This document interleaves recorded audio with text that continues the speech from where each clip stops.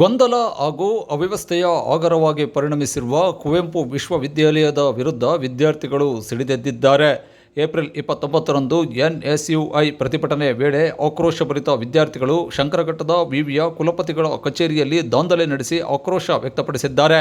ಪ್ರತಿಭಟನಾ ನಿರತ ವಿದ್ಯಾರ್ಥಿಗಳು ದಿಢೀರಾಗಿ ಕಚೇರಿ ಒಳಗೆ ಘೋಷಣೆ ಕೂಗುತ್ತಾ ನುಗ್ಗಿದ್ದಾರೆ. ಹೂವಿನ ಕುಂಡಗಳು ಹಾಗೂ ಕುರ್ಚಿಗಳನ್ನು ಪುಡಿಗಟ್ಟಿದ್ದಾರೆ. ಜೊತೆಗೆ ಬೋರ್ಡ್ಗಳಿಗೆ ಕಪ್ಪು ಮಸಿ ಹಚ್ಚಿ ಆಕ್ರೋಶ ಹೊರಹಾಕಿದ್ದಾರೆ.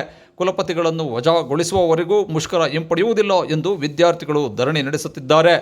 ಕುವೆಂಪು ವಿವಿ ಆಡಳಿತವು ಆಂತರಿಕ ಕಚ್ಚಾಟದಲ್ಲಿ ಮುಳುಗಿದೆ. ಕುಲಪತಿಗಳು ಅಧಿಕಾರ ಸ್ವೀಕರಿಸಿದ ದಿನದಿಂದಲೂ ವಿದ್ಯಾರ್ಥಿಗಳಿಗೆ ಅನುಕೂಲ ಕಲ್ಪಿಸುವ ಕ್ರಮಗಳನ್ನು ಕೈಗೊಂಡಿಲ್ಲ, ಸಂಪೂರ್ಣ ನಿರ್ಲಕ್ಷ್ಯ ವಹಿಸಿದ್ದಾರೆ ಎಂದು ಪ್ರತಿಭಟನಾಕಾರರು ಆರೋಪಿಸಿದ್ದಾರೆ. 5 ತಿಂಗಳ ಹಿಂದೆ ಪರೀಕ್ಷೆ ಬರೆದಿದ್ದ 1, 3 ಮತ್ತು 5ನೇ ಸೆಮಿಸ್ಟರ್ಗಳ ಫಲಿತಾಂಶ ಪ್ರಕಟಿಸಿಲ್ಲ. 3 ವರ್ಷಗಳಿಂದ ಯಾವುದೇ ಪರೀಕ್ಷೆಗಳ ಅಂಕಪಟ್ಟಿಯನ್ನು ವಿತರಿಸಿಲ್ಲ.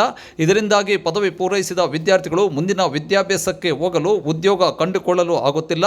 ಕಳೆದೆರಡು ವರ್ಷಗಳಿಂದ ಘಟಿಕೋತ್ಸವ ಸಮಾರಂಭವನ್ನು ಸಹ ಏರ್ಪಡಿಸಿಲ್ಲ. ವಿವಿಯ ವೆಬ್ಸೈಟ್ನಲ್ಲಿ ಪ್ರಕಟಿಸಿದ್ದ ಫಲಿತಾಂಶ ಸಾಕಷ್ಟು ಗೊಂದಲಕ್ಕೀಡು ಮಾಡಿತ್ತು. ನೂರಾರು ವಿದ್ಯಾರ್ಥಿಗಳ ಫಲಿತಾಂಶ ಒಂದು ಬಾರಿ ಪಾಸ್ ಎಂದು ತೋರಿಸಿದ್ದರೆ ಮತ್ತೊಂದು ಬಾರಿ ಫೇಲ್ ಎಂದು ತೋರಿಸುತ್ತಿತ್ತು. ಇದರಿಂದಾಗಿ ವಿದ್ಯಾರ್ಥಿಗಳು ಗೊಂದಲಕ್ಕೊಳಗಾಗಿದ್ದಾರೆ. ಪರೀಕ್ಷಾ ಶುಲ್ಕ ಹೆಚ್ಚಳ, ಡಿಜಿಟಲ್ ಮೌಲ್ಯಮಾಪನದ ಎಡವಟ್ಟು, ವಿವಿ ಅಧೀನದ ಹಾಸ್ಟೆಲ್ಗಳಲ್ಲಿನ ಅವ್ಯವಸ್ಥೆ ಸೇರಿದಂತೆ ವಿವಿಧ ಸಮಸ್ಯೆಗಳ ಪರಿಹಾರಕ್ಕೆ ಪ್ರತಿಭಟನಾಕಾರರು ಆಗ್ರಹಿಸಿದ್ದಾರೆ.